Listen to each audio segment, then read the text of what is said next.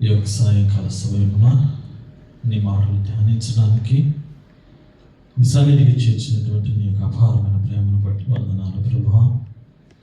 మరొకసారి తండ్రి నీ మాటల ధ్యానంలోకి మేము వెలుచుంటుండగా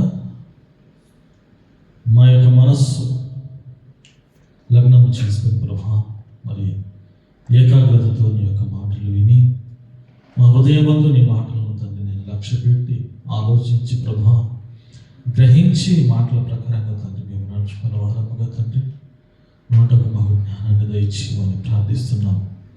బోధించుకున్న తండ్రి నాయనా, నేనుగా కాక తండ్రి నా నోటి నుండి వచ్చేటువంటి ప్రతి మాట తండ్రి మీ ఆలోచన నుండి మీరు మాట్లాడించుకొని మీరే వీళ్ళ హృదయాల్లో తండ్రి కార్యమును చేయమని ప్రార్థిస్తూ హృదయాలను కదిలించేటువంటి విధంగా తండ్రి యొక్క మాటలు అందుకునేటువంటి విధంగా తండ్రి మాటలు అందించమని మాతో మాట్లాడమని మీరే మహిమ ఘనత ప్రభావములు సమస్తమును మీ నామానికి ఆరోపిస్తూ ప్రభువును రక్షకుడైన యేసు నామములో ఈ ప్రార్థన సమర్పిస్తున్నాం తండ్రి.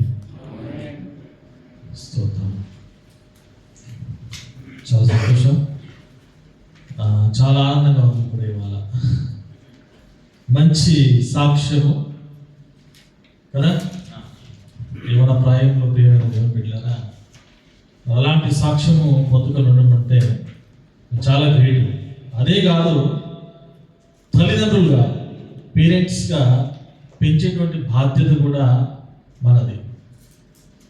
అన్నయ్య గారి గురించి ఇప్పుడు కాదు, చాలా కాలంగా అన్నయ్య గారు మాకు పరిచయం. చెప్పారు ఇక్కడ ఎన్ని సంవత్సరాల నుంచి ఉంటున్నారు ఆయన, 2007 నుంచి.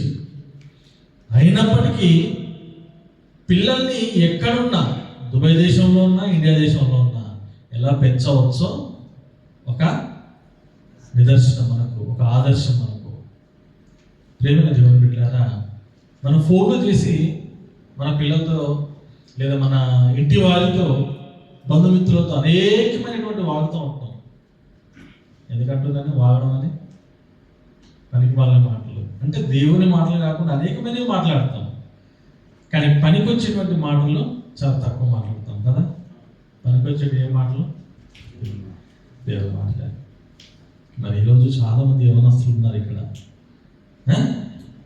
చాలా సంతోషం ప్రియమైన దేవుని బిడ్డ.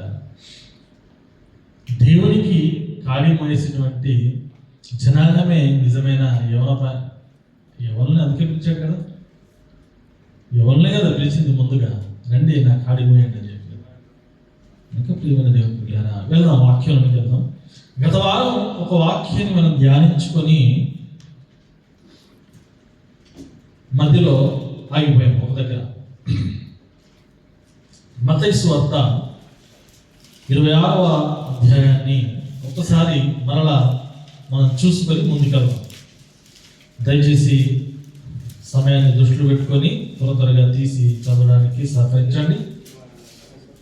మత్తయి సువార్త 26వ అధ్యాయంలో చివరి వచనాలే కదండి మనం చదువుకుంది.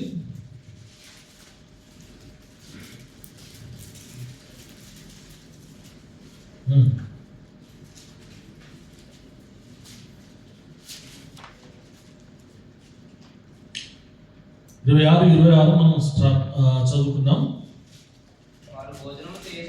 వారు భోజనము చేయుచుండగా యేసు ఒక రొట్టెను పట్టుకుని దాన్ని ఆశీర్వదించి విరిచి దాన్ని శిష్యులకు ఇచ్చి, మీరు తీసుకుని తిరిగి ఇది నా శరీరం అని చెప్పాను.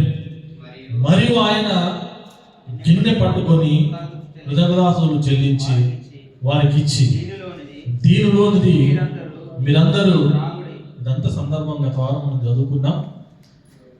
అయినా ప్రియమైన దేవుని బిడ్డలారా, సందర్భం అంతా మనకు తెలుసు కాబట్టి పేతురు గారు ఏం మాట్లాడుతున్నారు కిందకు వచ్చేటప్పటికి, అందుకు పేతురు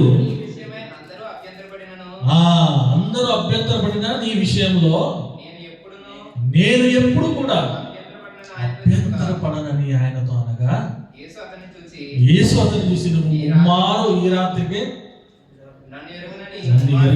మారు పలుకుతావు. అదే మాదిరిగా వారందరూ కూడా అంటారు, నేను అలా చేయను అని చెప్పి. ఎందుకు జ్ఞాపకం చేసుకుంటున్నాం అంటే ప్రియమైన, ఒకప్పుడు దేవుడి దగ్గరికి ఎలా వచ్చారో, ఎలాగో విన్నారో, ఎలాగో నేర్చుకున్నారో ఆయనతో కూడా 3.5 సంవత్సరాలు ఆయనతో ప్రయాణం చేసిన వారు, యేసుక్రీస్తుని ఎరిగి, ఆయన దేవుని కుమారుడని ఎరిగి, ఆయనే నిత్య జీవం ఇవ్వగలడని ఎరిగి, ఆయన చనిపోవాలని, శిలువ మ్రానుపై ఆయన ప్రాణం పెట్టాలని, 3 దినములైన తర్వాత తిరిగి లేవాలని, లేఖనముల ప్రకారం ఇవన్నీ జరగవలసి ఉన్నామని ఆయనతో ఉంటున్నప్పుడు వింటున్నారు, నేర్చుకుంటున్నారు. అన్నీ ఉన్నాయి ప్రియమైన దేవుని పిల్లల వారి జీవితంలో, వారి నడిపింపులో. కానీ ఏది వారి గ్రహింపులో ఉంది అనేటువంటి విషయాన్ని మనం ఆలోచించడానికి ప్రయత్నం చేద్దాం. ఇంకా కిందికి వచ్చేటప్పటికి ఏం చెప్తున్నారు చూడండి. యేసు అతన్ని చూసి, ఈ రాత్రి కోడుకోయమనిపై నీవు నన్ను ఎరుగనని ముమ్మారు చెప్పేదవని నీతో నిశ్చయముగా చెప్పుచున్నానెను. పేతురు ఆయనను చూసి, 37వ వచనం నుంచి చదువుదాం. పేతురును జెబెదయి ఇద్దరు కుమారులను వెంట పెట్టుకుని పోయి దుఃఖపడుటకును చింతాక్రాంతుడుకును మొదలు పెట్టాను. అప్పుడు యేసు మరణమగునంతగా నా ప్రాణంలో బౌదుఃఖములో మునిగి ఉన్నది, మీరు ఇక్కడ నిలిచి నాతో కూడా మెలుగు. కొంత దూరము వెళ్ళి సాగిలపడి నా తండ్రి అని ప్రార్థన చేస్తూ తర్వాత 40వ వచనంలో ఆయన మరలా శిష్యుల యొద్దకు వచ్చి ప్రార్థన చేసిన తర్వాత వారు నిద్రించుట చూచి, ఒక గడి అయినను నాతో కూడా మేల్కొని ఉండలేరా అంటే, ఈరోజు ప్రియమైన దేవుని పిల్లారా, మన ఆత్మీయ స్థితిలో, మన ఆత్మీయ స్థితిగతులు, మన జీవితంలో, మన జీవితం ఎలా ఉంది ప్రియమైన దేవుని దేవుడిలో? ఏ విధంగా మనం కట్టుకున్నాం? ఏ విధంగా కట్టుకుంటున్నాం? మనం పిలిచిన పిలుపు ఎలాంటిది? ఏ నమ్మకంపై మన దేవుళ్ళకి వచ్చాం? ఏ విశ్వాసంపై మన జీవితంలో, దేవుని జీవితంలోకి వచ్చి గడపడానికి మన జీవితాన్ని దేవునికి సమర్పించుకున్నటువంటి మన జీవితంలో, అంతే కదా. బాప్తిసం తర్వాత ఏం చేశాం? ఈ జీవితమిక నాది కాదు, ఎవరిది? నీది ప్రభువా అని ఒప్పుకునే కదా మనం ప్రమాణం చేసి కదా అందులో అడుగుపెట్టాం. మరి ఇప్పుడేంటి? మన స్థితి ఎలా ఉంది? మన బ్రతుకు ఎలా ఉంది? మన ఆలోచనలు ఎలా ఉన్నాయి? మనం దేని వెనకాల పరిగెడుతున్నాం ప్రియమైన దేవుని బిడ్డలారా? ఇది ఆలోచించమని నేను చెప్తున్నాను, చెప్పడానికి ప్రయత్నిస్తాం. అంటే శిష్యులు చూడండి, లేఖనాల ప్రకారంగా ఏమేం జరగాలో యేసుక్రీస్తు వారు బోధించినంతా కూడా నేర్చుకొని విని ఆయనతో నడుస్తూ కూడా వారు ఎలా ఉన్నారంట? నిద్రమత్తులో జారుకుంటారు. ఆయన చెబుతూ ఉన్నాడు, మెలకువగా ప్రార్థన చేయండి, మెలకువగా ప్రార్థన చేయండి. గొప్ప ఉంటుంది. చదువు చూడండి, 41వ వచనం. మీరు శోధనలో ప్రవేశించకుండా ఉన్నట్లు మెలకువగా ఉండి ప్రార్థన చేయండి. బలహీనమని పేతురుతో చెప్పి మరలా 2వ మారు వెళ్ళి, నా తండ్రి, నేను దీన్ని తాగితేనే గాని 43వ వచనం తిరిగి వచ్చి మరలా నిద్రించుడు చూచెను. ఏలైనగా వారి కన్నులు భారముగా ఉండను కనుక మరలా విడిచి వెళ్ళి ఆ మాట. 45వ వచనం మధ్యలో 40వ వచనం.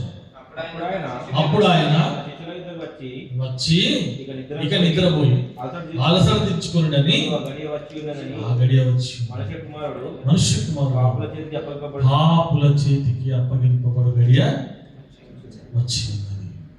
ఇంకేమంటున్నట్టు పడుకోండి, ఇంకా మీరు అలసట తీర్చుకోండి అని చెప్పి తర్వాత ఏం జరిగింది? తర్వాత భటులు వస్తారు, ఆయన సైనికులు వచ్చి ఆయన పట్టుకుని వెళ్తూ ఉంటారు. ఆయన చెప్తున్నాడు, ఇవన్నీ మీరు చేయడం జరిగేది కాదు. నేను మీ మధ్యలో ఉన్నప్పుడు, సమాజ మందిరంలో ఉన్నప్పుడు, వీధులలో ఉండి బోధించినప్పుడు, మీ మధ్య కూర్చుని బోధించాను, నిలబడి బోధించాను, మీ మధ్యన తిరిగాను. ఇవన్నీ చేస్తున్న సమయంలో పట్టుకోవడానికి అవకాశం ఉన్నా మీరు పట్టుకోలేదే. ఎందుకు పట్టుకోలేదు? ఎందుకనగా అప్పుడు నా సమయము రాలేదు. ఇది పట్టుకోవాలి, మీరు నన్ను తీసుకెళ్ళాలి, ఇది లేఖనం నెరవేరబడినట్లు జరుగుతుంది కనుక తీసుకెళ్ళండి అన్నాడు. అంతే. మీ మధ్యలో ఉన్నప్పుడు ఎందుకయ్యా మీరు కత్తులతో గుదిలతో వచ్చారు నా దగ్గరికి కదా. ప్రియమైన దేవుని కదా, జరిగిన సందర్భం తర్వాత ఆయనను పట్టుకొని వెళ్ళగానే శిష్యులంతా పారిపోయారు. యేసుక్రీస్తు అప్పగింపబడడానికి ముందు, ప్రార్థన ఆ కొండకు వెళ్ళడానికి ముందు ఏ విషయాలైతే వాళ్ళతో చెప్పాడో, వాళ్ళు ఏవైతే పలికారో అవన్నీ కూడా నిజంగా వారి ముందే జరిగాయి. ఏం జరిగాయి? పేతురు గారు 3 మారులు అబద్ధం. విశ్వాస జీవితంలో మెలకగా ఉండండి, ప్రార్థన చేయండి, గ్రహించండి. వింటున్నారా అంటే అంతకాలం విన్నారు. మీరు వెళ్ళిపోవాలని జబదయి కుమారులు ఇద్దరు అడిగినప్పుడు వాళ్ళు ఏమన్నారు? ఎక్కడికి వెళ్తామయ్యా? సీమోను పేతురు ఏమన్నారు? నీవే నిత్య మాటలు కలవాడు. మరి ఇది అర్థమైనటువంటి మీరు మరలా విడిచి ఎక్కడికి వెళ్ళారు? వీళ్ళు చెదిరిపోయారు, పారిపోయారు, భయపడ్డారు అందరూ. ఇంకా మనం ముందుకెళ్ళి చూసుకుంటే ఏముంది? యేసుక్రీస్తులో తిరిగి వచ్చే సమయానికి అంటే 3వ దినాన ఆయన మరలా పునరుత్థానుడై తిరిగి వచ్చే సమయానికి వారు ఏం చేస్తున్నారంటే వలలు 3.5 సంవత్సరాల తర్వాత తిరిగి వారు ఏ పని చేసుకొని ఏ పనిలో నుంచి చేపలు పట్టే మిమ్మల్ని మనుషులను పట్టే జాలరులుగా చేస్తానయ్యా అని చెప్పి ఎవరినైతే పిలిచాడో అలాంటి పనిలో, మనుషులు పట్టేటువంటి పనిలో జాలరులుగా వీళ్ళు ఉన్నారో, దేవుని సేవకులుగా, యేసుక్రీస్తు శిష్యులుగా, కాపురులుగా చక్కని రీతిలో వాళ్ళు సమాజాన్ని ఉద్ధరించేటువంటి పనిలో ఉన్నటువంటి వీళ్ళు తిరిగి మళ్ళీ ఏ సమస్యలకు వెళ్తున్నారు చూడండి, లోకంలోనికి మళ్ళీ కదా. అంటే ఆత్మీయ స్థితి, మన జీవితం ఎలా ఉంది, మన ఆలోచన ఎలా ఉంది, ఎన్ని వింటున్నా, ఎన్ని చూస్తున్నా, ఎన్ని చేస్తున్నా, ఈ నిత్య జీవపు దేవుని మాటలు మనం ఎన్ని వింటున్నామే ప్రతిదినం దైవ సేవకుల ద్వారా. ఇక్కడే కాదు, మన రూమ్కి వెళ్ళే వింటున్నాం, అవునా కాదు? యూట్యూబ్ తెలిస్తే చాలు అందరి సేవకుల మాటలు వింటూనే ఉంటాం. ఎన్నో ఆత్మీయ పాఠాలు వింటూనే ఉంటున్నాం, పాటలు వింటూనే ఉంటున్నాం, పాడుకుంటూనే ఉంటున్నాం. అన్ని మంచివే. మరి మన జీవితంలో నెరవేర్పు లేదా కొనసాగింపు నిజాయితీగా ఉన్నదా ప్రియమైన దేవుని బిడ్డలారా? కానీ ఆ రోజు చూడండి, వాళ్ళు యేసుక్రీస్తుని విడిచి పారిపోయిన వారందరూ కూడా మరలా వారు ఎప్పుడైతే యేసుక్రీస్తుల వారికి దర్శనమయ్యి వారికి ఎప్పుడైతే మరలా గద్దించి వారిని నిలబెట్టాడో, నిలబడిన వారు ప్రియమైన దేవుని బిడ్డలారా ఎలా నిలబడ్డారండి?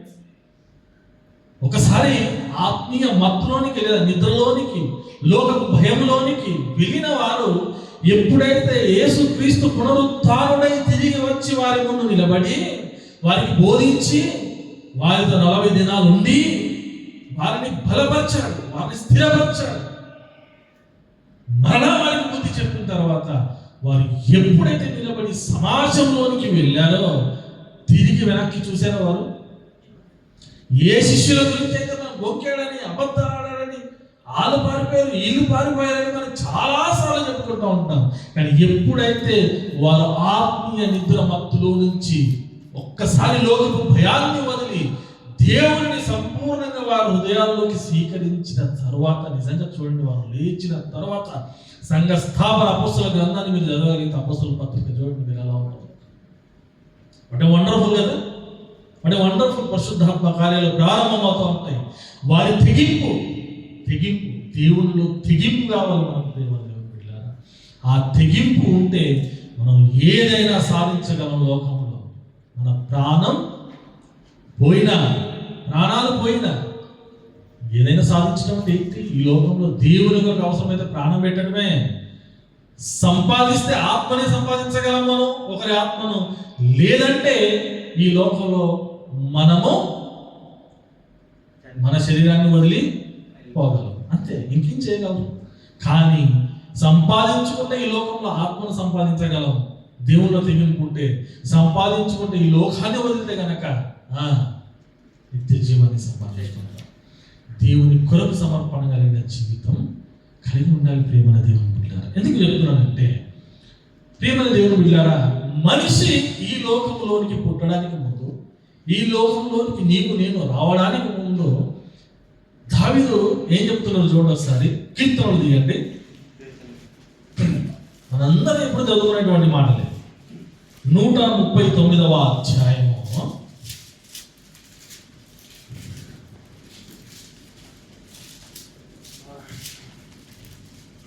దావీదు గారు పలికిన మాటలు.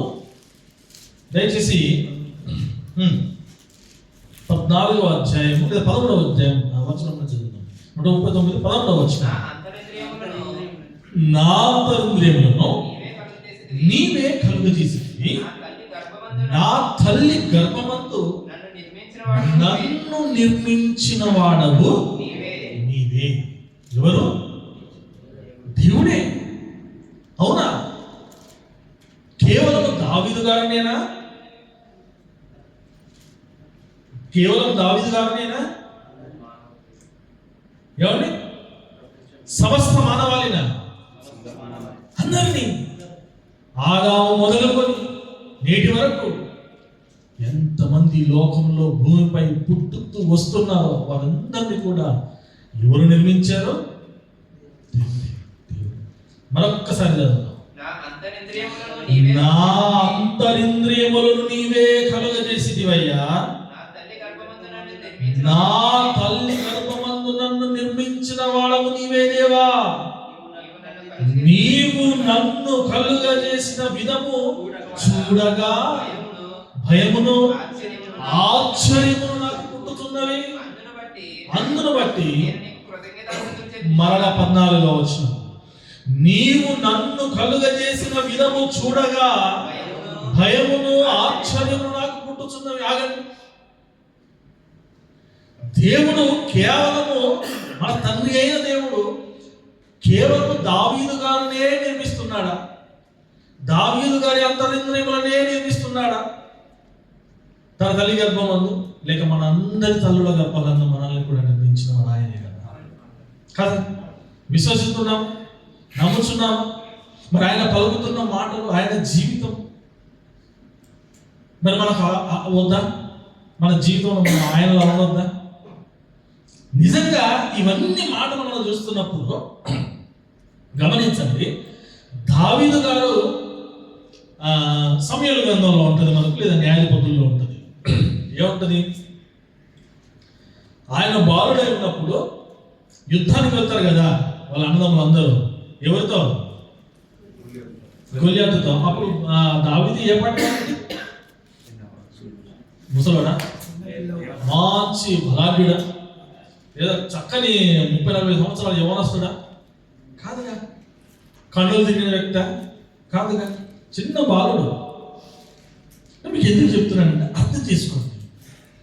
ప్రియమైన దేవుడు వెళ్ళారా, దేవుడు సంపూర్ణంగా దేవుణ్ణి ఆవరించుకున్నవారు, ఆవాహనం చేసుకున్నటువంటి వారి జీవితాలు ఎలా ఉన్నాయో ఒకసారి గ్రహించుదాం. ఆయనకి ఏమర్థమైంది దావీదు గారికి? ఇక్కడ మనం మరలా ఇది చదవగలిగితే కీర్తనలో 13వ వచనంలో, నా అంతరింద్రియములు నీవే కలుగజేశావు, నా తల్లి గర్భమందు నన్ను నిర్మించిన వాడవు నీవే. నీవు నన్ను కలుగజేసిన విధము చూడగా భయమును ఆశ్చర్యమును నాకు పుట్టుచున్నవి. అందును బట్టి నేను నీకు కృతజ్ఞతాస్తుతులు చెల్లించుచున్నాను. నీ కార్యములు ఆశ్చర్యకరములు. ఆ సంగతి నాకు బాగుగా తెలుసున్నది. నేను రహస్యమందు పుట్టినాడు, భూమి యొక్క అంటే ఇంత గొప్ప శ్రేష్టమైన తన యొక్క పని, దేవుని యొక్క పని, మనిషి యొక్క నిర్మాణం, మనిషి యొక్క సృష్టి, నన్ను ఇంత గొప్పగా నువ్వు నిర్మించావయ్యా అని చెబుతూ ఏమంటున్నాడంటే, ఎవరి దగ్గరికి గొలియాతు ముందు నిలబడినప్పుడు, గొలియాతు ఎవరైతే జీవం గల దేవుని ధృవీకరిస్తూ మాటలు మాట్లాడుతున్నప్పుడు, సౌలు ఎక్కడైతే భయపడి సౌలు సైన్యం అంతా పరుగులేడుతున్నప్పుడు ఇజ్రాయేల్ రాజు అయినటువంటి మొట్టమొదటి రాజు అయినటువంటి పౌలు, అవునా? ఎవరు కూడా ఆ గొలియాతు ముందుకి, ఫిలిష్తీయుల యొక్క గొలియాతు ముందుకి ఎదురెళ్ళడానికి సాహసించలేదు. కానీ దేవుడు సర్వాన్ని ఆవహించుకున్న, తన శరీరాన్ని ఆవహించుకున్నటువంటి, ధరించుకున్నటువంటి ఎవరు? దావీదు గారు. వాడి ముందుకెళ్ళి అంటున్నాడు, జీవము గల దేవుణ్ణి ధృవీకరించడానికి సున్నతి లేని ఫిలిష్తీయుడు ఏ పాటివాడు? జీవితంలో దేవుడు మన జీవితంలో ఉంటే, మన మనసులో ఉంటే, సమస్తం మన దేవుని యొక్క కార్యాలను తలుచుకుంటూ ఉంటే, ప్రేమ దేవుని బిడ్డారా, నిన్ను దేవుడు కలుగజేసిన విధము మనకు అర్థమైతే, మనల్ని కలుగజేసిన విధం మనకు అర్థమైతే, దేవుని యొక్క శక్తి, దేవుని యొక్క సామర్థ్యము, దేవుని యొక్క జ్ఞానము, ఆయన నీ కోసం పెట్టినటువంటి తన యొక్క ఎఫర్ట్, జ్ఞానం, తన ప్రణాళిక, తన ఆలోచన మనకు అర్థమైతే, ప్రియమైన దేవుని బిడ్డారా, మనలో ఒక దావీదు లాంటి తెగింపు, దావీదు లాంటి ఆలోచన వస్తుంది. మనం అలా ఉండగలుగుతాం. దేవుని అలాగే లోకంలో మహిమపరచగలుగుతాం. దావీదులా సౌలు దగ్గరికి వెళ్ళి పర్మిషన్ అడిగాడు, నేను వెళ్తాను ఎవరి దగ్గరికి, ఏ పని వాడు వీడు అన్నాడు. ఒరే నువ్వు బచ్చా, నువ్వు చాలా చిన్నోడిరా, నువ్వు బాలుడిరా అంటే ఆయన అప్పుడు ఏం చెప్పాడు? అప్పుడు ఇంకొక సాక్ష్యం చెప్తున్నాడు సౌలుతో. ఏం చెప్పాడు? మర్చిపోయారా? నేను ఎలుగు బంటిని సింహం, మర్చిపోయారా? అక్కడికి వెళ్ళి అంటున్నాడు, ఈడే పడేవాడు సార్. అయ్యా నేను ఎలుగుబంటి, నేను కాపలా ఉన్నప్పుడు రాత్రి వేళ అడవిలో ఎలుగుబంటి వచ్చింది, ఇంకేమొచ్చింది? సింహం వచ్చింది. ఆ రెండింటినంట ఏ అమాయము జరగకుండా గొర్రెపిల్లని ఎత్తుకుపోతున్నప్పుడు అంట దాని నోట్లో నుంచి విడిపించాను, నేను విరిచేశానంటాడు. ఆయన గొర్రె పిల్లను కూడా కాపాడాలనేటువంటి సాహసం, ధైర్యం గలను, నేను చేయగలను అనేటువంటి ధైర్యం ఎక్కడి నుంచి వచ్చింది? ఎలాగొచ్చింది? ఆయన అడవిలో ఉన్న, కొండల్లో ఉన్న, ఒంటరిగా ఉన్న, ప్రజల్లో ఉన్న, ఎక్కడ ఉన్న దేవుని స్తుతించడం, దేవుని ఆరాధించడం, ఆయన చేసిన క్రియలంతటిని లోకానికి బయలుపరచడం ఆయన పనిగా ఉన్నది. అంత గొప్ప సాహసం చేయగలిగినప్పుడు ఎప్పుడు చేయగలమనంటే ఆయన క్రియలు, ఆయన దేవుడు మన పట్ల చేసినటువంటి మేలు మనకు అర్థమైనప్పుడు, దేవుడు ఏమేం చేశాడంట. ఇది అంటే దావీదు గారి ఈ యొక్క సందర్భాన్ని మనం మరొకసారి చదివితే 139లో 15వ వచనంలో, నేను రహస్యమందు పుట్టిన నాడు, భూమి యొక్క అగాధ స్థలములలో విచిత్రంగా నిర్మించబడిన నాడు, నాకు కలిగిన ఎముకలను నీకు మరుగై. అవునా? నిజమా? మరలా నేను రహస్యమందు పుట్టిన నాడు, భూమి యొక్క అగాధ స్థలములో విచిత్రముగా నేను మనందరము నిర్మించబడిన నాడు, మనందరికి కలిగిన ఈ ఎముకలు దేవునికి మరొకై ఉండలేదు. ప్రియమైన దేవుని బిడ్డలారా, గ్రహించండి, గ్రహిద్దాం. ప్రియమైన దేవుని బిడ్డలారా, దేవునికి ఏది మరొకై ఉండలేదు. ఆయన ఇచ్చిన ఈ శరీరాన్ని, ఆయన ఇచ్చిన ఈ ఎముకలను, ఈ గూడును నిలబెట్టిన ఈ దేవుణ్ణి మనం మరచి మనం ఏం చేస్తున్నాం ఈ లోకంలో? ఒక దావీదులాగా ఆయనను మహిమపరచగలుగుతున్నామా? దావీదులాగా దేవుని కొరకు జీవించగలుగుతున్నామా? దావీదులాగా దేవుణ్ణి మహిమపరచగలుగుతున్నామా లోకంలో? దేవుణ్ణి అనేక మందికి బయలుపరచగలుగుతున్నామా లోకంలో? మన జీవితమే మనము విశ్వాసంలో, దేవుడిలో నిలకడగా ఉండడమే ప్రశ్నార్థకంగా మారిపోయినటువంటి పరిస్థితులు నేను ఏడున్నటువంటి సమయంలో. అవునా కదా? ఎవరికి వారము అసలు పరలోకం వెళ్ళగలమా? ఆయన ముందు ఆయన ఉన్న రాజ్యాన్ని చేరుకోవడం అట్లీస్ట్ ఎవరికి వారు, ఇంకొక సంగతి పక్కన పెడదాం ప్రియమైన దేవుని బిడ్డలారా, ఎవరికి వారి జీవితాలు ప్రశ్నార్థకంగా మారిపోయాయి. బికాజ్ యోబు గారి జీవితాన్ని మీరు ఒకసారి ఆలోచించండి. యోబు గారి జీవితాన్ని ఆలోచించండి. ఏమైంది యోబు గారి జీవితాన్ని? అంటే ఈయన జీవితాన్ని అట్ ద సేమ్ యోబు గారికి అప్లై చేస్తే, యోబు గారు ఏం చేశారు? యోబు గారి జీవితంలో ఆయన లాంటి నీతిమంతుడు లోకంలో ఉన్నట్టుగా చెప్పాడు దేవుడు ఎక్కడైనా? సాతానుతో చెప్తున్నాడు, అపవాదితో. నువ్వు చూసావా నీతిమంతుడు నా భక్తుని చూసావా? అక్కడ యోబు ఉన్నాడు. ఏం చేస్తున్నాడు ఆయన? నువ్వు అన్ని ఇచ్చేవాక నిన్ను మహిమపరుస్తున్నాడు, నిన్ను స్తుతిస్తున్నాడు, అంతే.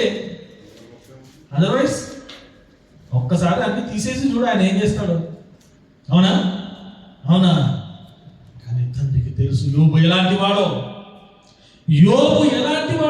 తండ్రి అయిన దేవునికి తెలుసు. ప్రియమైన దేవుని బిడ్డలారా, ఈ రోజు నీ గురించి, నా గురించి దేవునికి తెలుసా?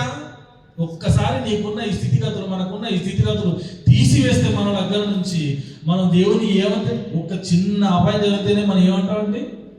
ఒక చిన్నపాటి నష్టం జరిగితేనే ఏమనుకుంటామండి మనం? ఒక చిన్నపాటి బస్సు మిస్ అయినా, ఒక చిన్నపాటి ఏ సమయంలో ఏదైనా చిన్నగా మిస్ అయిపోయినా, దేవుడా నాకే జరగాల ఇది, నీకు లోకంలో ఎవరు దొరకలేదా? వాళ్ళకి జరగకూడదా? వీళ్ళకి జరగకూడదా? నాకే జరగాల అంటామన్నమాట. ఇప్పటికీ ఇక్కడ ఒప్పుకోవాలి, దేవుడి సన్నిధిలో ఉన్నాం మనం.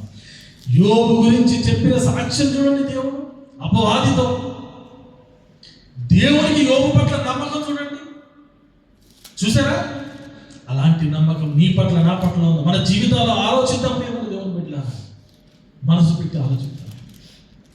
అంత నమ్మకమైన జీవితాలు ఉన్నాయా? దేవుడు మనం నమ్మగలిగేటువంటి జీవితాలు ఉన్నాయా మన జీవితంలో? నో. ఉన్నాయా? ఉండగలమా? యోబు దగ్గర నుంచి యోబుకు కలిగినదంతా కూడా తన స్థితి అంతా మారిపోయింది, తన బ్రతుకంతా మారిపోయింది. గొప్ప లెవెల్. ఆయన అంతటి ధనవంతుడు లేడు, తన కలిగినదేది కూడా ఆ లోకంలో ఎవరికి లేదు, అంతటి ధనవంతుడు. కానీ అన్నీ పోయాయి, అన్నీ తీసేశాడు దేవుడు. సాతానుతో వాదన. ఏమన్నాడు? నువ్వు నా భక్తుల్ని అనుమానిస్తావా, నన్నే అనుమానించమని చెప్తావా? ఓకే, ఇట్స్ ఓకే, పరీక్ష పెడతాను చూడు. నా దాసుడు, నా కుమారుడు పరీక్షలో నిలుస్తాడు, నన్ను సేవిస్తున్నాడు, జీవము గల దేవుణ్ణి. ఆయన నన్ను ఎరిగి ఉన్నాడు. ఎవరిలాగా? చూసారా దావీదు ఏమని పలికాడు? ఈ మాటలన్నీ ఆయనకు తెలుసు. Who is God? ఎవరు తండ్రి, ఎవరు దేవుడు, ఆయన యొక్క శక్తి ఏమిటి? అసలు నీవు అనేది, నేను అనేది, మనం అనేది ఉన్నాము అని అంటే బికాస్ ఆఫ్ హీ. దేవుడు కాబట్టే, దేవుడు ఉన్నాడు కాబట్టే కదా, ఆయన చేయబట్టే కదా ఈరోజు నువ్వు నేను ఉన్నావు. కలిగి ఉన్నదేది ఆయన లేకుండా, అందులో నీవు నేను సమస్త మానవాళి కూడా ప్రియమైన దేవుని బిడ్డలారా, ఆయన లేకుండా ఏది కలగలేదు. దేవుడు లేకుండా ఆయన కలుగజేసిన వాడు ఆయనే. అది గ్రహించిన వారు మేము ఉంటే ఏంటి, పోతే ఏంటి, మాకున్న ఆఫ్టర్ ఈ లైఫ్లో వచ్చే చిన్న ఈ వీటి కోసం మేము మమ్మల్ని కలుగజేసిన మా దేవుని మేము వదులుకుంటాం అనేటువంటి ఆ నీతి విశ్వాస విషయంలో వారు నెక్కారు ప్రియమైన దేవుని బిడ్డలారా. ఎలా నిలబడ్డారు వారు? యోబుకున్న భార్య, పిల్లలు చనిపోయారు, ఆస్తి పోయింది, అంతస్తు పోయింది, అన్నీ పోయి, ఆరోగ్యం కూడా పోయింది ప్రియమైన దేవుని బిడ్డలారా. ఆరోగ్యం కూడా పోయింది. చావు ఇప్పుడు తనకే తెలియదు. అంతటి స్థితిలోకి వచ్చినటువంటి ఆయన కూడా చివరికి కట్టుకున్న భార్య, ప్రాణ స్నేహితులు సైతం ఆయన దగ్గరకు వచ్చి ఎగతాళి చేయడం కాదు, కానీ ఒక విధంగా వారు కూడా విసిగిపోయి మాట్లాడుతున్నారు. నువ్వు ఏం పాపం చేసావు, ఎందుకు ఇలా జరిగింది, నీ అంత నీతిమంతుడు లేడు, మరి ఏం జరిగింది, ఎలా జరిగింది, వారు కూడా విసిగిస్తున్నారు వచ్చి. చివరికి కట్టుకున్న భార్య సైతం ఆయన భక్తి తెలుసు, ఆయన జీవితం తెలుసు, ఆయన విధానం తెలుసు. పిల్లలు పండగ చేసుకుంటే కూడా ప్రతిదినము వారికి తెలిసి తెలియక ఏమైనా పొరపాటు చేశారేమో, దేవునికి విరోధమైన పాపము చేశారేమో అని చెప్పి పాప పరిహారార్థ బలులు అర్పించినటువంటి వ్యక్తి, అంత భయభక్తులు కలిగినటువంటి వ్యక్తి ఎవరు? యోబు గారు. అంతటి భక్తిపరుడైనటువంటి యోబు గారి భార్య, ఆమె కూడా ఆయన పరిస్థితిని చూసి విసుగు చెంది, మనం ఎప్పుడో ఆవిడని తప్పుగా అర్థం చేసుకుంటాం కదా. కాదు ప్రియమైన దేవుని బిడ్డలారా, ఒకసారి పాజిటివ్గా కూడా ఆలోచిద్దాం. ఆవిడ చెడిపోమని చెప్పలేదు, కానీ ఒకసారి ఆ స్థితిలో ఉండి ఆయన చూసి, ఆయన బాధ చూసి, ఆయన వేదన చూసి, ఆయన స్థితిని చూసి చూడలేక పలికిన మాట కావచ్చు. ఎవరు పలకగలరా మాట? ఎవరైనా పలకగలరా? ఒక్కసారైనా దేవుని దూషించి ఇక మరణక అంటే నేను చెబుతున్న విధంగా చెప్పకపోవచ్చు, మేబీ ఏడుస్తూ చెప్పిందో, బాధపడుతూ చెప్పిందో, ఏ కోణంలో చెప్పిందో మనకు తెలియదు, కానీ చెప్పనైతే చెప్పిందా. ఆయన ఏమన్నాడు తెలుసా? మనం దేవుని వలన మేలే అనుభవించాలా, కీడును నిజంగా ఈ రోజు ప్రేమల దేవుని బిడ్డలారా, ఆ భక్తుడు పలికినటువంటి మాటల విధంగా మన జీవితాల్లో కనుక అలాంటి కీడు వస్తే, అలాంటి బాధ వస్తే, ఏ చిన్న బాధ వచ్చినా అయ్యో ఈ సమస్య ఎప్పుడు పోతుందని మొరపెట్టడమే తప్ప ఈ సమస్యను తట్టుకొని నిలబడగలిగేటువంటి శక్తిని, జ్ఞానాన్ని దేవా నిన్ను మాత్రం విడవను, నేను ఇంతకంటే ఎక్కువ సమాలోచన నిన్ను విడవను, ఏ పరీక్ష పెట్టినా పర్లేదు, ఇది నా జీవితంలో పరీక్ష అనుకుంటాను, కానీ మాత్రం నేను నీకు విరుద్ధంగా, నీ విరోధంగా ఏ మాట మాట్లాడనని చెప్పి పలికేటువంటి విశ్వాసం మనలో ఉందా ఈరోజు? ఆలోచించండి, భక్తుల జీవితాలు ఎలా ఉన్నాయి. అలాంటి విశ్వాసము ద్వారానే ఆయన సమస్తాన్ని జయించగలిగాడు. భార్య నోరు కూడా ఆ స్థితిలో ఉండి కూడా కట్టుకున్న భార్య నోరు కూడా మూయించాడు. ఎంత తిట్టుకున్నా తనను తానే తిట్టుకున్నాడు, తన జన్మను తాను అనుకున్నాడు తప్ప, కానీ దేవుడికి విరోధంగా ఒక్క మాట కూడా మాట్లాడినట్టుగా లేదు. ఉందా? కనుక ప్రియమైన దేవుని బిడ్డలారా, మన భక్తి జీవితం ఎలా ఉంది, భక్తి పరుల జీవితాలు ఎలా ఉన్నాయి బైబిల్ గ్రంథంలో? వారికి అర్థమైన దేవుడు మనకి ఎలా అర్థమయ్యాడు? మరి వారు జీవించిన జీవితం ఎలా ఉంది? మనం దేవుని కోసం జీవిస్తున్నాం. అబ్రహాము జీవితం అనేది తెలుసు, బ్రతుకున్నంత కాలము ఆయన ఎంత ఆస్తిపరుడండి. ఆ కాలంలో అబ్రహాం గారు ప్రభుగా సందర్భంగా పూర్తవలేదు, నేను చెప్పైపోయాను. ఆయన విశ్వాసంలో నెగ్గిన తర్వాత అండి చూసారా ఎంత ఇచ్చాడు. యోబుకు కలిగినది దానికంటే పూర్వం కలిగిన దానికంటే తిరిగి రెట్టింపునిచ్చాడు. తన కూతుర్లంట ఆ దేశంలో ఆయన కూతుర్ల మంది సౌందర్యవతులు లేరంట. అంత గొప్ప అందాన్ని ఇచ్చాడు పిల్లలకి కదా. ఇంత గొప్ప సంతోషం ప్రేమ దేవుని పిల్ల విశ్వాసంలో నెగ్గేటువంటి దేవుని ముందు విశ్వాసంలో లేదా ఈరోజు విశ్వాస జీవితంలో ఆయన గనక పరీక్ష పెడితే దేవుడే గనక నెగ్గేటువంటి పరిస్థితి మనలో ఉందా? ఏం చూస్తున్నాం, ఏం చేస్తున్నాం? చూడండి, ఎపిసోడ్ రాసిన పత్రికలో ఎప్పుడు చదువుకుంటాం మన అందరికీ తెలుసు, తీయడం ఎందుకంటే నోటికి అయిపోయిన మాటలు. జగత్తు పునాది వేయబడక మునుపే ఆయన ప్రేమ చేత క్రీస్తులో మనం ఏర్పరచుకున్నాడని చదువుకుంటున్నాం. మాటలు నోటికి మనకు నోటెడైపోయింది. కానీ విశ్వసిస్తున్నాం మనం ఎంతవరకు విశ్వసించగలుగుతున్నాం మనం ఈ మాటల్ని? నిజంగా జగత్తు పునాది వేయబడక మునిపే మన క్రీస్తులు ఏర్పరచుకున్నాం, ప్రేమ చేత ఆయన మనం ఏర్పరచుకున్నవాడని గ్రహిస్తే మరి దేనికోసం మనం జీవిస్తున్నాం ప్రియమైన దేవుని బిడ్డలారా? క్రీస్తులో ఏర్పరచుకుంటే క్రీస్తు దేనికోసం జీవించాడు ఈ లోకంలోకి వచ్చి? నువ్వు నేను సంగమా ప్రియమైన దేవుని బిడ్డలారా, మనసు పెట్టి ఆలోచిద్దాం.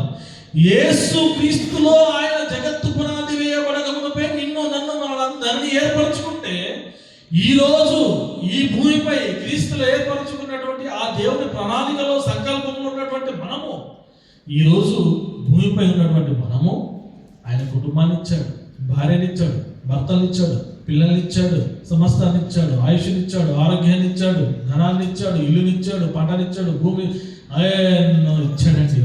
అన్నీ అందరికి ఇవ్వకపోవచ్చు, కానీ ఇందులో కొన్ని అందరికీ, కొందరికి కానీ కొన్ని రకాలుగా అందరం కూడా ఆయా స్థితుల్లో సమృద్ధిగానే ఉన్నాం. అయితే ఇంత మట్టుకు యేసుక్రీస్తుల వారు ఈ భూమిపైకి వచ్చి ఆయన సంకల్పంలో మనం ఉంటే, క్రీస్తులో మనం ఏర్పరచుకున్న దేవుడైతే మరి క్రీస్తు ఈ లోకంలోనికి వచ్చి ఏం చేశాడు చెప్పండి? ఎలా జీవించాడు? ఏం చెప్పండి? ఒకడు వచ్చాడు, నీతో ఉంటానయ్యా అన్నాడా? నీతో ఉంటానయ్యా, నీతో నడుస్తానయ్యా అన్నాడు. ఎక్కడికి వస్తావయ్యా? ఎక్కడ ఉంటావు? ఆకాశ పక్షులకు గూళ్ళు ఉన్నాయి, నక్కలకు గొర్రెలు ఉన్నాయి, కానీ మనుష్య కుమారుడు నేను తలవాల్చుకోవడానికి స్థలం కూడా లేదు. ఈరోజు దుబాయ్ దేశానికి వచ్చండి, పెద్ద గృహం కట్టుకోవాలి. ఈ రోజు ఎవరైనా మీరు 2 గదులతో ఎవరు నిర్మించుకోవడానికి దుబాయ్ వచ్చిన వాళ్ళు ఇష్టపడతారని చెప్పండి. మీరు ఇష్టపడతాం మనం. 1 గది 2 గదులు 3 కూడా ఇష్టపడట్లేదు. ఇప్పుడు 4 మినిమం. G+1 తమ్ముడే ఎగ్జాంపుల్ అంటే తప్పు పట్టట్లేదు, కానీ మన ఆలోచనలు ఎలా ఉన్నాయి అంటే ప్రభువులో మనం ఎలా ఉంటున్నాం ప్రియమైన దేవుని పిల్లలు, దేవుడు మన జీవితాలు ఎలా ఉంటున్నాయి?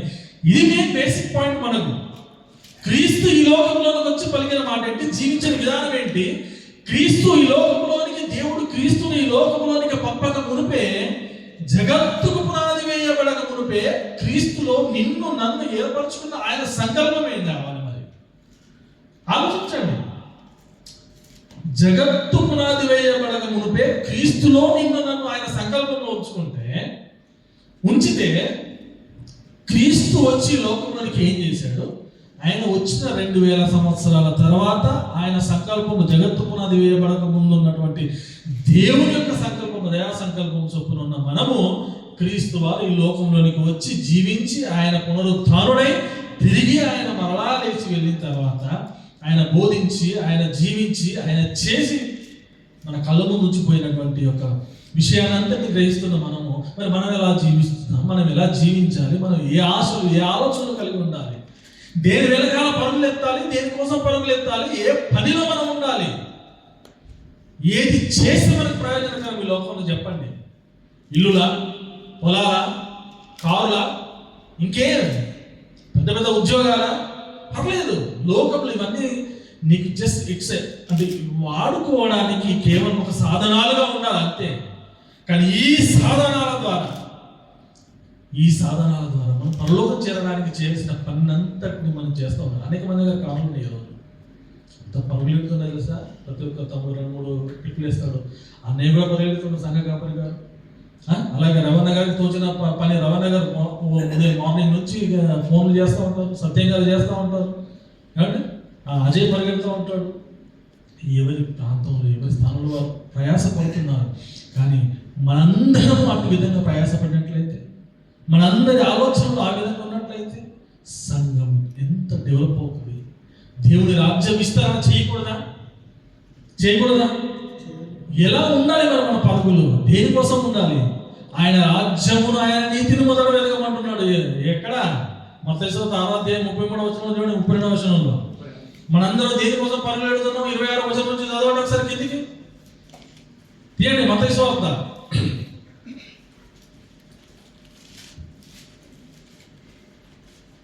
త్వరగా సమయం దగ్గరికి వచ్చింది.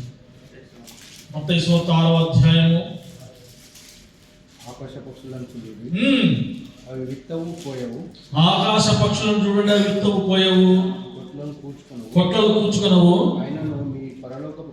అయినను మీ పరలోకపు తండ్రి వాటిని పోషించుచున్నాడని మీరు వాటికంటే బహుశ్రేష్ఠులు కారా?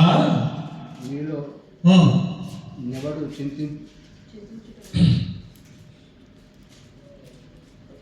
ఎక్కడ గారు చింతించడం వలన తన యావత్తు నూరెడెక్కువ చేసుకొనగలడు. వస్త్రములను గూర్చి 25వ వచనం చదువుదాము సిస్టర్. అందువలన నేను మీతో చెప్పున్నది ఏమనగా, ఏమి తిందో ఏమి త్రాగుదమో అని మీ ప్రాణమును గూర్చేను, ఏమి ధరించుకుందామో అని మీ దేహమును గూర్చేను చింతింపకుడి. ఆహారము కంటే ప్రాణమును, వస్త్రము కంటే దేహమును గొప్పవి కావా? ఆకాశ పక్షులను చూడండి, అవి విత్తవు కోయవు, కొట్లలో కూర్చుకొనవు, అయినను మీ పరలోకపు తండ్రి వాటిని పోషించుచున్నాడు. మీరు వాటికంటే బహుశ్రేష్ఠులు కారా? మీలో దేవుడును చింతించడం వలన తన ఎత్తు మూరెడు ఎక్కువ చేసుకోగలడు. చెప్పండి. వస్త్రములను గురించి మీరు చింతింపనేలా? అడవి పువ్వులు ఎలా ఎదుగుచున్నావో ఆలోచించండి అయ్యా.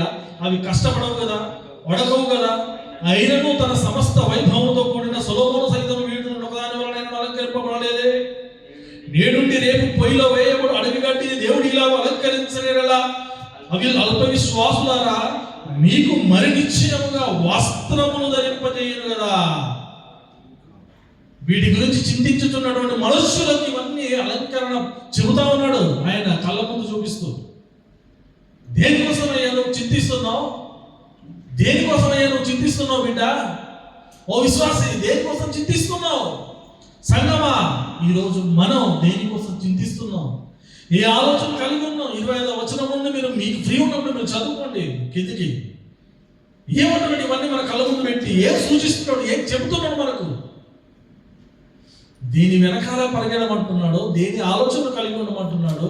సాదృశ గడ్డి పువ్వుకే ఒక్కరోజు ఇంతలో కాబట్టి అంతలో గడ్డిలో మంటలో కాల్చివేయబడేటువంటి అడవి గడ్డి పువ్వుకే ఇంత అన్నాన్ని ఇచ్చిన దేవుడు, అలంకరణ ఇచ్చిన దేవుడు నిన్ను పోషించడం మర్చిపోతాడా? కిందికి రండి. మీరు వాటికంటే బహుశ్రేష్ఠులు కారా? 27వ వచనం, మీరు ఎవడో చింతించడం అనే ఎత్తు మూరెడు చేసుకోగలడు.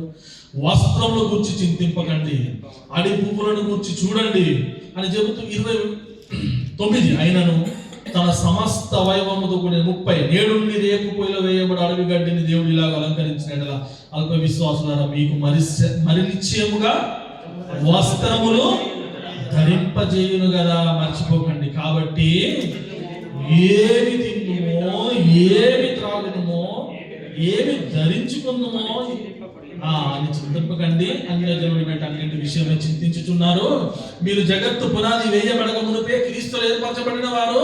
క్రీస్తు గారు వచ్చారు. ఆయన తర్వాత 2000 సంవత్సరాల తర్వాత సంగమా, ప్రియమైన దేవుని బిడ్డలారా, నువ్వు నేను 2000 సంవత్సరాల తర్వాత క్రీస్తు గారు వచ్చారు.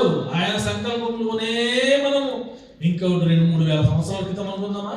నో, జగత్తుకే పునాది వేయబడలేదు. అప్పుడు క్రీస్తులో దేవుడు మనల్ని ఆయన దయా సంకల్పంతో పూరించాడు. యేసు క్రీస్తుల వారు భూమిపై వచ్చి నేటికి ఎన్ని సంవత్సరాలు అవుతుందండి?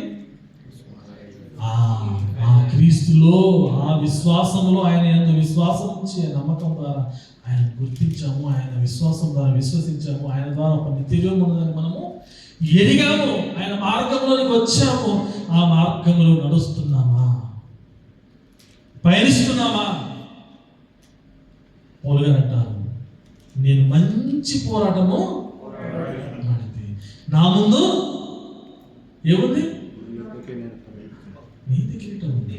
నీతి కిరీటం ఉందయ్యా. మరి అలాంటి మంచి పోరాటం నిజంగా మనం అంత దృఢమైనటువంటి మాట మాట్లాడగలమా? నమ్మకంగా ప్రియ బిడ్డ యవనస్తుల వల్ల అనేక మంది ఉన్నారు. నేను లోకంలో జీవిస్తున్నాను. ఇది కంప్లీట్ చేసుకొని ఇంకో విషయంలోకి వెళ్దాం. ఇవన్నీ మీకు కావాలని మీ పరలోక తండ్రికి తెలియదు కదా. కాబట్టి మీరు ఆయన రాజ్యమును, ఆయన నీతిని మొదట వెతకండి, మొదట వెతకండి, మొదట వెతకండి. ఆయన రాజ్యాన్ని వెతుకుదాం. ఆయన నీతిని వెతికేటువంటి వారుగా ఉన్నామా? ఇంకా దేనికోసం చింతిస్తున్నాం? ఆయన రాజ్యం, ఆయన నీతి మన మైండ్లో ఉంటే గనక, నీ తలంపులో, నీ ఆలోచనలో ఉంటే గనక మనం వేరే దేనికోసం పరిగెత్తే వారముగా ఉంటాం. మన ప్రియమైన దేవుని బిడ్డలారా, మన అవయవంలో ఒక అవయవం ఉంది, ప్రధానమైనది. ఏంటది? సర్వేంద్రియం, నేత్రం, ప్రధాన అంటారుగా, చెప్పండి. చాలా సంతోషం, అందరికీ తెలిసిన మాటే. మత్తయి సువార్త 6వ అధ్యాయం 22వ వచనం ఇక్కడే ఉంటుంది, చూడండి పైన. దేహమునకు దీపము కన్నే కనుక నీ కన్ను తేటగా ఉండిన ఎడల నీ దేహమంతా వెలుగుమయమై, నీ కన్ను చెడినదైతే చూసారా, నీ కన్ను దేహానికి దీపం అంట. అది ఎలాగా? ఒకవేళ నీ కన్నే చెడినదైతే, అంటే కన్నులతో చూడగానే హృదయంకు ఆశ. ఫస్ట్ మనిషికి చూడగానే, అందుకే యోహాను పత్రికలో ఉంటుంది కదా, నేత్రాశ, శరీరాశ, జీవపు డబ్బము. బిగ్, దాని ఏమంటారు, ఒక మంచి లెసన్ అండి అది. ఒక్కొక్కటి ఒక్కొక్క లెసన్. ఏముంటో తెలుసా మీరు వినండి. నేత్రాశ గురించి మనం ఒక సబ్జెక్టులోకి వెళ్తా అండి, ఇట్స్ వండర్ఫుల్ సబ్జెక్ట్. కన్నుతో నిజంగా చాలా భయంకరమైనటువంటి, అంటే కన్నుతో ప్రారంభమయ్యి శరీరాశ, నేత్రాశ, జీవపు డబ్బము, వీటన్నింటిలో పడేస్తుంది. మనిషి మోసపోతున్నాడు. ఈ లోకం చాలా విశాలంగా ఉంది, చాలా ఓపెన్గా ఉంది. చూడండి, మన అనేక మంది సహోదరులు దేవుని పాటలు కూడా రాశారు. ఇది రంగుల లోకం, హంగులు చూపిస్తుంది, రమ్మని పిలుస్తుంది. ఎలా పిలుస్తుంది? రమ్మని పిలుస్తుంది. ఇది హంగుల లోకం, రంగుల లోకం. నీకు ఎలా కనబడుతుంది? అది కన్ను ఉంటేనే కదా, కంటి చూపుతోనే కదా. నీ దేహము నరకములో రెండవ మరణము, నిజమైన మరణము. మరణం అనగానే మొదటి మరణం ఏంటి? దేహంలో నుంచి ఆత్మ విడిపోవడమే, ఎడబాటు. కానీ రెండవ మరణం, నిజమైన మరణం ఏదైనా ఉంది అని అంటే అది పాతాళంలోకి మనం అప్పగింపబడమే. అప్పగింపబడడం కాదు, పడవేయబడడం. ధనవంతుడు లాజరు సంగతి మనకు తెలుసు, దరిద్రుని లాజరు ధనవంతుల విషయం మనకు తెలుసు.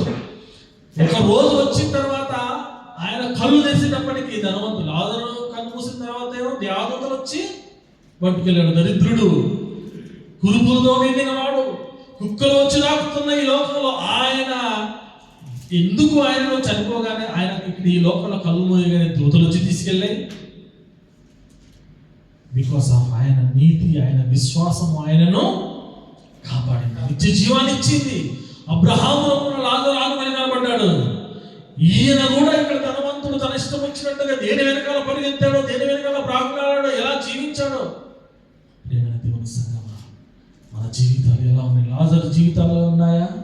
కురుపులతో నిండిన, కుష్ఠుతో నిండిన, కుక్కలు వచ్చి నాకిన, ఆహారం లేక అల్లాడుతున్నా ఆయన బ్రతుకు ఎలాగ ఈడుస్తున్నా ఈ లోకంలో. ప్రియమైన దేవుని బిడ్డలారా, దేవుని కొరకు నీతిగా బ్రతకగలిగినప్పుడే దేవుని దూతలు వచ్చి ఆయన తీసుకెళ్ళగలిగాయి. అబ్రహామును లాజరును చూడగలిగాడు ధనవంతుడు కళ్ళు తెరిచిన తర్వాత.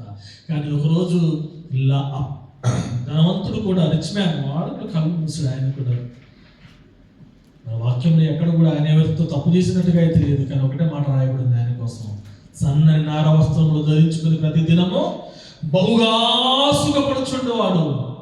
ఆయన కూడా ఒక దినము కళ్ళు మూసాడు. ఏమైంది? కళ్ళు ఈ లోకంలో కళ్ళు మోయగానే ఒక్క క్షణంలో కళ్ళు తెరిచాడు.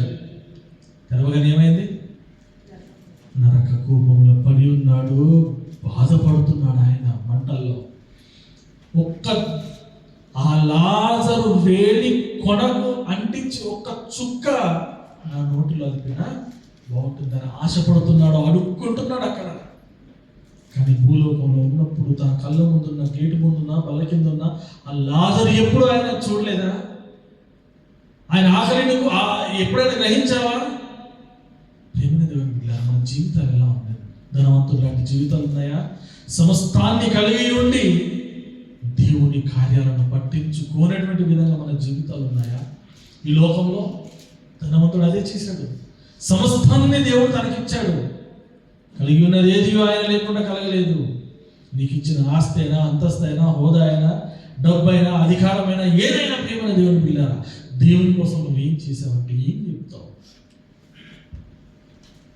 ప్రియమైన దేవుని బిడ్డలారా, బ్రతుకులు మనం ఆలోచించాలి. యేసు క్రీస్తుకే ఈ లోకంలోనికి వచ్చి జీవించి ఆయన వెళ్ళిపోతున్నప్పుడు, ఈ లోకంలో జీవించినంత కాలం ఆయన ఉండడానికి ఇల్లు లేదు, ఆయన జీవించడానికి కొట్లలో కూర్చుకోలేదు, ఆయన ఏం చేసుకోలేదు.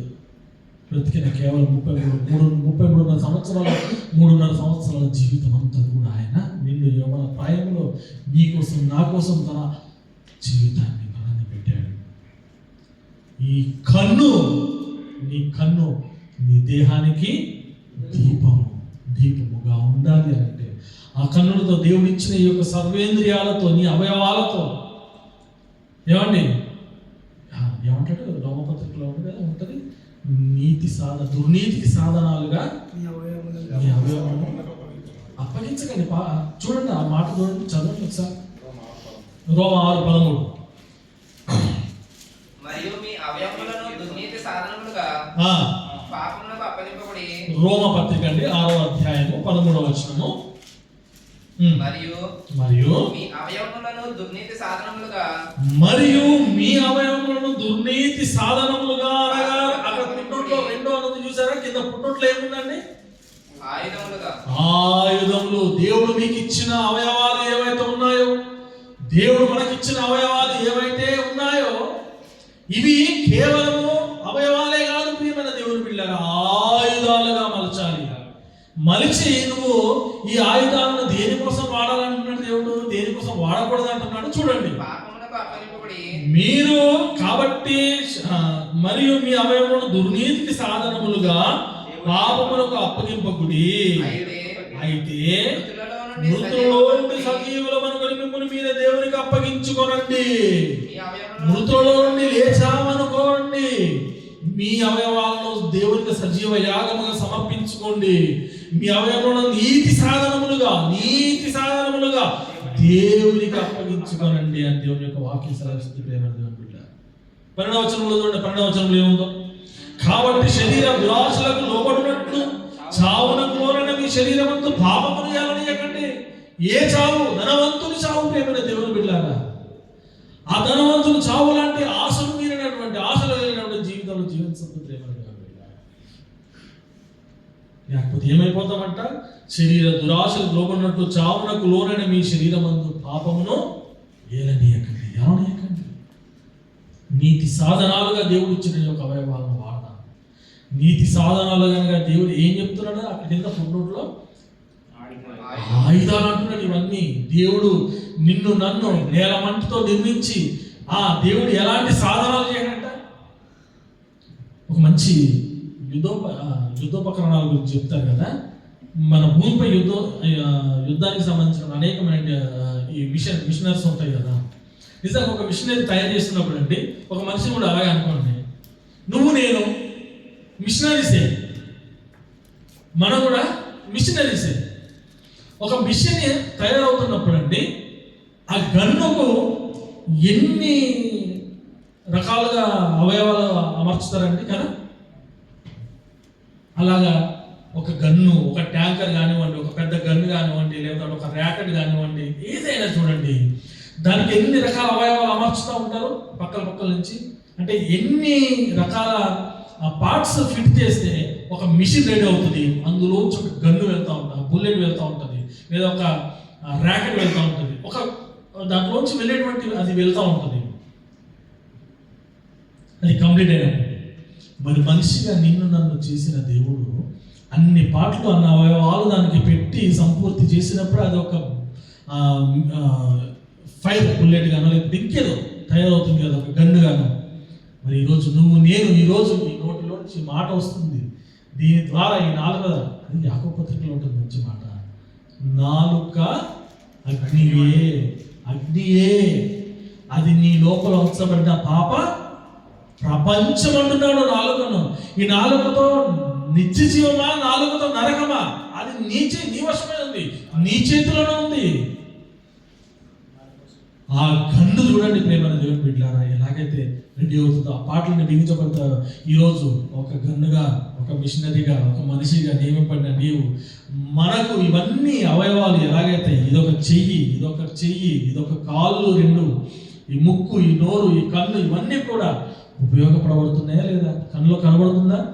కన్ను కనబడిపోతే గుడ్డివారం, చెయ్యి పని చేయకపోతే అవిటివారం, కాలు చెయ్యి పని చేయకపోతే. అలాంటి అవిటితనంలో దేవుడు మనకు వచ్చి సంపూర్ణమైనటువంటి మనం సంపూర్ణంగా దేవుడు చక్కని రీతిలో దేవుడు మంచి ఆరోగ్యాన్ని ఇచ్చాడు. ఈ ఇచ్చిన ఆరోగ్యాన్ని, ఇచ్చిన అవయవాలను దేవుని కొరకు వాడేటువంటి పనిలో మనం అందరం ప్రేమ దేవుని గారు ఆయుధాలు, ఇవన్నీ ఆయుధాలుగా మలుచుకొని పరలోకం చేరాలంటే ఈ పాపభరితమైన లోకంతో లేదా అపవాది సంబంధమైనటువంటి దురాత్మల సమూహంతో మనం పోరాడవలసినటువంటి అవయవాలతో మన పాపానికి లోనవ్వకుండా, పాపానికి బానిసలు అవ్వకుండా, చూసిందల్లా ప్రేమని దేవుని లోకాశకు లోనవ్వకుండా, శరీరాశ, నేత్రాశ, జీవపు డమ్మము, వీటన్నిటిని మనం లోనవ్వకుండా ప్రేమని దేవుని బిడ్డ దేహానికి దీపము కన్నే కనుక టైం అయిపోతుంది కనుక పరిగెత్తుందని అర్థం చేసుకోవడానికి ప్రయత్నించిన ప్రేమని దేవుని భక్తుల జీవితాలు ఎక్కడ మొదలయ్యాయి? యోబు దగ్గర, దావీదు దగ్గర, అబ్రహాం దగ్గర మొదలుపెట్టే ప్రేమని దేవుని బిడ్డలారా మనం ఎక్కడ దాకా వచ్చాము ఈరోజు? క్రీస్తు యేసు వారు భూమిపై నీ కొరకు, నా కొరకు ప్రాణాన్ని పెట్టి అందులో ఆయన పునరుత్థానుడై తిరిగి లేచి, ఇదిగో నేను, ఆయన ఏమంటున్నాడు, తండ్రి ఇంకా చేయుటకు నీవు నాకు ఇచ్చిన పనిని నేను సంపూర్ణంగా నెరవేర్చాను. మరి క్రీస్తులో నిన్ను నన్ను ఏర్పరచుకున్న తండ్రి అయిన దేవుని చిత్తాన్ని ఏ రోజైనా ప్రేమైన దేవుని సంగమా ఎరిగామా? మనం యేసుక్రీస్తు చేసినటువంటి సేవ ఏంటి, ఆయన మనకు చూపిన మాదిరి ఏంటి, ప్రారంభ సంఘమంతా చేసినటువంటి ఆయన శిష్యులు, ఆయన అపోస్తులైనటువంటి వారు చేసిన పరిచర్య ఏంటి, వారు చేసిన బ్రతికిన విధానం ఏంటి ప్రేమని దేవుని బిడ్డలారా? మరి ఈరోజు మనం బ్రతకవలసిన విధానం ఏంటి, ఎలా బ్రతుకుతున్నాం? యోబు గారి లాంటి సాక్ష్యం మనకుందా? దావీదు గారి లాంటి త్యాగం, ఆ యొక్క సాక్ష్యం, ఆ గొప్ప జీవితం మనకుందా ప్రేమని దేవుని బిడ్డలారా? అలాంటి ఓర్పులు మనకు ఉన్నాయా? అలాంటి సాహసాలు మనకున్నాయా? అలాగా వారు అర్థం చేసుకున్నటువంటి అజ్ఞాన కాలంలోనే వాళ్ళకి అంతరార్థమైన దేవుడు ఇంతటి జ్ఞానాన్ని ప్రేమైన దేవుడు మన ముందు ఉంచింది. మనకేమర్థమవుతుంది ఈరోజు? నేటికి ఒక 2000 సంవత్సరాల క్రితమే ఏ టెక్నాలజీ లేనటువంటి యుగంలో జీవించినటువంటి వారి జీవితాలే దేవుడు వారికి అంతగా అర్థమైన ప్రేమైన దేవుని బిడ్డలారా, ఇంత టెక్నాలజీ ఇంకా 2000 సంవత్సరాల తర్వాత పుట్టిన మనము కూడా ఇంకా దేవుడు మనకు అర్థం అవ్వట్లేదు, దేవుని మాట మనకు అర్థం అవ్వట్లేదు అంటే ఇంకా మన జీవితం వారికంటే అధ్వాన్నమైనటువంటి స్థితిలో ఉంటుంది. వారికన్నా అంటే వారి జీవితాలు ఏమాత్రం అధ్వాన స్థితిలో లేవు, మనకంటే బహుశ్రేష్టమైన జీవితాలను జీవించారు వారు. దేవునిగా గొప్ప సాక్ష్యం కలిగిన జీవితాలు జీవించబడ్డారు. అందుకే బైబిల్లో మనకు వారు లిఖించబడ్డాయి వారి పేర్లు. హెబ్రీ పత్రికలో ఉంటుంది 11వ అధ్యాయంలో ఇంత గొప్ప సాక్షి సంపన్న అధ్యాయంలో ప్రారంభంలో ఉంటుంది. కానీ 11వ అధ్యాయంలో చూస్తే వాళ్ళందరూ మనకు మాదిరికరమైన జీవితాలు జీవించిన విశ్వాస విలువ జాబితాలు ఉంటాయి. చూడండి, అద్భుతం. కనుక ప్రేమ దేవుని బిడ్డలారా, సమయం ఆసనమైంది, ముగించడానికి ప్రయత్నిస్తున్నాను నేను. కనుక ప్రేమ దేవుని బిడ్డలారా, చూడండి, దేవుడు మనల్ని నాశనం చేయడానికి కాదు, మనకు అన్నీ ఇచ్చాడు. మన జీవితం మనం సరి చేసుకుంటూ మనం బ్రతకడానికి అందులో కాకుండా, కన్నులు ఇచ్చినా మనం అందులో కాకుండా, గుడ్డివారం మొత్తం మనకు తెలుసు, ఆయనకు తెలుసు మన నేచర్, మన యొక్క ఆలోచనలు, మన విధానం ఏంటి, మన ఆలోచనలు ఏంటి, చూసిన ప్రతిదానికి ఆకర్షితులమయ్యేటువంటి ఆలోచన మనకు ఉంటుంది. మనకు బలహీనమైన ఘటన మనం కనుక ఆయన మరలా మనం పడిపోకూడదని, చెడిపోకూడదని మన కోసం ఏమిచ్చాడో తెలుసా? మన దేహానికి దీపం కన్ను ఎలాగో మన బ్రతుకులు వెలిగించుకోవడానికి, నిత్య జీవానికి చేరడానికి, ఆయన మనం ఎక్కడ పడిపోతామో ఎక్కడ చెడిపోతామని తెలిసిన దేవుడు ఎల్లవేళ ఇంత గొప్ప శ్రేష్టమైన దైవ గ్రంథాన్ని మనకి ఇచ్చి ఎల్లవేళ నీకు దిక్సూచి నిన్ను నడిపించేది, నన్ను మన అందరినీ నిత్య జీవానికి నడిపించేది, పరలోక రాజ్యానికి నడిపించేటువంటిది ఈ యొక్క దేవుని యొక్క వాక్యం మన ముందుంచి ఆయన మనకిచ్చి నడిపిస్తా ఉన్నాడు. దేవుడు ఎన్ని మేలులు చేసినా, ఎంత గొప్ప కార్యాలు చేసినా, ఆయన నిన్ను నన్ను కలిగేసిన విధము ఏనాడు మనం ఆలోచించలేదు. ఆయన మనల్ని చేసినటువంటి ఏ మేలును మనం పట్టించుకోవట్లేకుండా, ఆయన గాడి మోయకుండా, ఆయన సంఘంలో, ఆయన రాజ్య వ్యాప్తిలో మనం ఉండకుండా మరి మన జీవితాలు ఎలా ఉన్నాయో, లోకంలో అందరూ జీవిస్తున్నట్టుగానే జీవించినట్లయితే ప్రేమను దేవుని బిడ్డలారా, మనకంటే దౌర్భాగ్యం ఎవరు లేరు అని చెప్పి లోకంలో ఉన్నప్పుడే బాగుండేది. మరి క్రీస్తులోకి వచ్చి కూడా మళ్ళీ నువ్వు అలాంటి జీవితం జీవిస్తే మనకంటే దౌర్భాగ్యులు ఎవరు లేరు.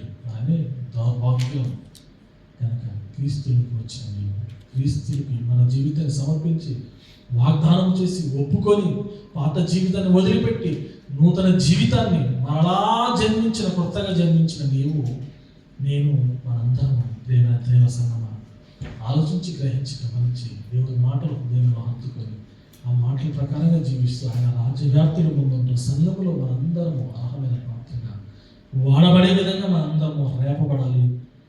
ఉజ్జీవం అనేది ప్రేమైన దేవుని బిడ్డలారా చాలా మందిలో అప్పటికప్పుడే రేగుతుంది, అప్పటికప్పుడు చల్లారుతుంది. స్థిరమైన ఉజ్జీవం మనందరిలో కలుగునుగాక. అందరం స్థిరమైన ఉజ్జీవముతో దేవుడి రాజ్యవ్యాప్తి కొరకు సంఘంలో అందరము శక్తి లోపం లేకుండా మన పనులు దేవుని యొక్క రాజ్యవ్యాప్తిలో, దేవుని యొక్క సంఘములో జరిగించాలని, ఎల్లవేళలా దేవుని యొక్క వాక్యానుసారమైన జీవితంతో మన బ్రతుకుల్లో నడుచుకోవాలని, దేవుని యొక్క వాక్యం ఎల్లవేళ గ్రహించాలని, కథవాలని చెప్పిన పాఠాలు నేటి గుర్తుండకపోతే ఎలాగ ప్రేమ కనుక జీవితం, చక్కని జీవితం, యోగు లాంటి జీవితం, దావీదు లాంటి జీవితం, అబ్రహాము గారు లాంటి జీవితం, స్టెఫెన్ గారు లాంటి జీవితం, పౌలు గారు లాంటి జీవితం, అనేక మంది భక్తుల జీవితాలు అంటే జ్ఞాపకం చేసుకుని విశ్వాసంలో జాబితాలో అనేక మంది భక్తులను చదువుకుంటూ ఎల్లవేళలా నిత్యం దేవుని యొక్క వాక్యాన్ని ధ్యానిస్తూ నిజంగా నిన్ను బ్రతికించేది దేవుని యొక్క వాక్యమే, మనల్ని బ్రతికించేది. ఈ యొక్క జీవాహారాన్ని, ఆ శరీరానికి కావాల్సిన ఆహారం ప్రతిదినం పూజిస్తున్నాం మనము. నిజంగా మన ఆత్మకు కావాలి నిత్య జీవానికి నడిపించేది, నిత్యం జీవింపజేసేది దేవుని యొక్క వాక్యము మాత్రమే. కనుక ఈ వాక్యాన్ని ప్రతిదినం భుజించే వారంగా, చదివే వారంగా, ధ్యానించే వారంగా ఉంటున్నామా, గ్రహించుకుని ఉండాలని మన అందరం ఉండాలని ప్రేమతో మనవి చేస్తూ మన మాటలు ముగిస్తున్నాను. దయచేసి ప్రార్థన చేసుకుందాం. పరిశుద్ధ ప్రేమతో మా తండ్రి, మీ శ్రేష్టమైన నామమున వందనాలు. కొద్ది మాటలు తండ్రి, కొద్ది శబ్దాన్నిచ్చేటట్టుగా తండ్రి, నీ మాటలు తండ్రి నాయన, నా మాటలుగా కాదు ప్రభా, మీ మాటలుగానే స్వీకరించేటువంటి తండ్రి మనస్సు మాకందరికీ దయచేయండి. మరొకసారి తండ్రి నాయన, గ్రహింపు లేని తన ఆత్మీయ నిద్రమత్తులో మెలకువలేని జీవితాలు తను కలిగి ఉంటున్నాం మేము తండ్రి. ఆ యొక్క జ్ఞాన కాలములో, పూర్వకాలమందు తండ్రి భక్తులు జీవించిన విధానము, వారు లేనటువంటి దాని సౌకర్యాలు ఈరోజు మేము పొందుకుంటూ ప్రభువా, నీకు విరోధమైనటువంటి తండ్రి నాయన జీవితాలు ఇంకా కలిగి ఉంటుంటే ప్రభా, మీరు ఇచ్చినటువంటి ఇన్ని సౌకర్యాలు పొందుకుంటూ ప్రభా, ఇంత చక్కని జీవితం తను మీరు మాకు ఇచ్చి ఉన్నారని దాన్ని గ్రహించి నిన్ను గుర్తించక ప్రభా, ఈ లోకానికి పాత్రలుగా జీవించుతున్నటువంటి మరొకసారి మా జీవితాలను నీ యొక్క మాటల ద్వారా దాన్ని మరొకసారి మా హృదయాల్లో తట్టి రేపు నందులకు నీకు వందనాలు. ఈ యొక్క దినాన తండ్రి నీ మాటల చేత మా యొక్క జీవితాలను సరిచేసుకుంటూ ఇంకనూ మేము ఆత్మీయంగా బలపడుతూ, నీలో స్థిరపడుతూ, నీ మాటలు తండ్రి నిత్య జీవనం చేసేటువంటి నీ యొక్క మాటలు ప్రతిదినము భుజిస్తూ, ధ్యానిస్తూ, వాటి ప్రకారంగా తండ్రి మేము గ్రహిస్తూ జీవించడానికి తండ్రి మాకు జ్ఞానమును తండ్రి దయచేయమని ప్రార్థిస్తున్నాం. స్థిరమైన ఉద్యోగాన్ని మాకు దయచేయండి ప్రభావ. సంఘంలో అనేక మంది యవన ప్రాయంలో ఉన్నటువంటి బిడ్డలు ఉంటున్నారు తండ్రి. నేను బిడ్డలు కూడా మీరు రేపండి, వారి హృదయాలను తండ్రి మీరు తట్టండి ప్రభావ. వారి జీవితంలో వారి తలంపులను తండ్రి మీరు తాగండి ప్రభావ. నీకు వందనాలు, మార్చండి, నీకు వందనాలు ప్రభావ. ఈ లోక సంబంధమైన ఆలోచనల నుంచి విడుదల దయచేయండి. మరొకసారి తండ్రి పరలోక సంబంధమైన నీ రాజ్య సంబంధమైన ఆలోచనలతో వాక్యమును తండ్రి హృదయమును నింపుకునే వాడి ప్రకారంగా జీవించగలిగినటువంటి తండ్రి మంచి ఆలోచన తండ్రి మా అందరిలో తండ్రి కలిగించమని ప్రార్థిస్తున్నాం. తను చెప్పబడిన మాటలు నిష్ప్రయోజనం కాకుండా విన్న మాటలు తండ్రి సంఘమంతా కూడా హృదయంలో ఉంచుకొని గ్రహించి ధ్యానించి వాడి ప్రకారంగా జీవించగలిగేటువంటి తండ్రి మంచి మనస్సు మనం దయచేయమని మీరే మహిమ గంట ప్రభావం పొందిన ముందున్న తండ్రి భాగవంతుడిలో తండ్రి మీరు తోడై ఉండి నడిపించమని ఈ యొక్క ప్రార్థన మా ప్రభువుల రక్షకుడైన యేసు నామములో సమర్పిస్తా ఉన్నాం తండ్రి.